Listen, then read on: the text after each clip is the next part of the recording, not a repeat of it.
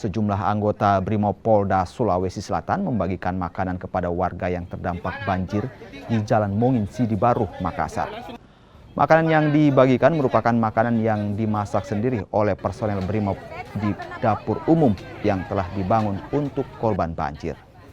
Sekitar 300 paket makanan disiapkan Brimopolda untuk korban banjir setiap sekali makan. Dalam sehari, anggota Brimob harus menyiapkan 3 kali makan untuk korban banjir. Selain di lokasi banjir, bantuan makanan ini juga diserahkan ke posko pengungsian yang berada di salah satu kampus yang tidak jauh dari lokasi banjir. Dari perintah Bapak Kapolda bahwa polisi harus hadir, negara harus hadir, kita hadir dalam bentuk membuat makanan. Karena kalau kita berikan sembako, warga kita ini belum siap untuk masak karena rumahnya juga masih tergenang air. Jadi kita suplai dalam makanan.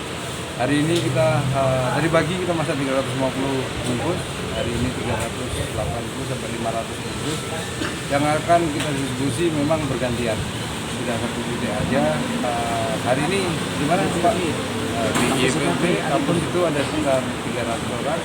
Kita akan buka itu, kemudian ada beberapa titik lagi yang akan kita lakukan. Harapan kami bahwa dengan adanya kehadiran kita memasak dari bunga dari Bayangkari ini bisa membantu sedikit beban dari warga kami yang sekarang mengalami